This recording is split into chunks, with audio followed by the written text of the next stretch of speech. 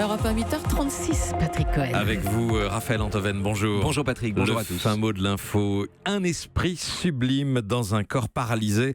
Telle est l'image qu'on conservera de Stephen Hawking, le grand astrophysicien décédé hier à l'âge de 76 ans. Rappelons que le scientifique atteint de la maladie de Charcot depuis ses 20 ans, communiquait et écrivait ses livres grâce à un système de reconnaissance extrêmement ingénieux et complexe. Oui, ultra complexe. Alors, je me suis renseigné, de 2001 à 2009, un capteur infrarouge relié à une branche de ses lunettes détectait les contractions du seul muscle vivant de sa joue avant qu'une nouvelle interface ne repérât les mouvements de ses lèvres et de ses sourcils.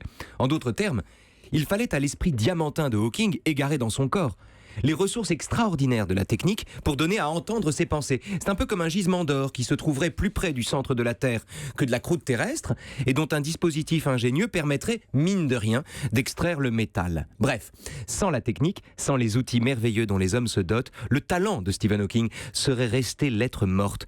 Et ce fait-là devrait nous inviter à réviser un peu le jugement qu'on porte sur les accros du téléphone portable. Ah, pour quelle raison ? Mais parce qu'on exclut plus facilement de l'humanité l'utilisateur de smartphone que l'assassin. Il y a souvent débat sur le second. L'assassin est-il vraiment un monstre ou bien peut-on lui trouver des circonstances atténuantes ? Mais rarement sur le premier, le consommateur infâme vissé à son téléphone et que son téléphone regarde autant qu'il est regardé par lui. Contrairement au criminel, cet homme-là fait l'objet d'une réprobation universelle. On voit en lui l'ultime avatar d'une déshumanisation qui a commencé avec l'invention des premiers outils et dont l'iPhone donc est la dernière marche qui nous sépare de la brutalité retrouvée. Alors ce discours-là n'est pas un diagnostic, c'est l'ultime étape d'une crainte multimillénaire dont Heidegger était le meilleur porte-parole, la crainte que l'homme, du marteau au smartphone, soit complètement dépossédé de lui-même par les outils qu'il a conçus et qu'il le possède plus que lui ne les possède. Or, le cas de Stephen Hawking montre exactement l'inverse. Ah, exactement.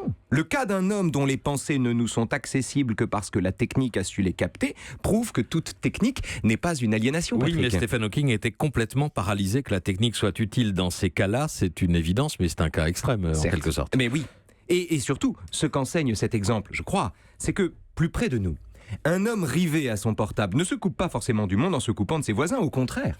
Être dépendant de son smartphone, c'est aussi abolir le temps. Accueillir la puissance d'un géant entre nos mains débiles et parler au monde entier depuis la terrasse d'un café. L'enjeu n'est pas la survie, bien sûr, ni la captation de nos pensées géniales, mais l'enjeu c'est l'existence et la vie bonne, qui inclut la jouissance pleine des moyens qu'elle nous donne, à commencer par celui extraordinaire, et on l'oublie trop, de faire entendre nos pensées à la personne qui n'est pas là. Le fin mot de l'info. Sans technique, pas d'humanité. Merci à vous, Raphaël Antoven. À Stephen Hawking, qui était aussi un homme facétieux. Vous savez, Oui. en 2009, il avait organisé une fête pour les voyageurs temporels venus du futur. Ah, c'est bien. Et pour cela, il avait envoyé une invitation après l'événement seulement. Et qu'est-ce qui s'est passé ? Personne n'est venu. Personne n'est venu. Voilà, c'est évidemment. ça. Et dans La recherche du temps perdu, le duc de Guermantes, quand il annule un dîner, dit impossible venir ce soir, mensonge suivra. Voilà.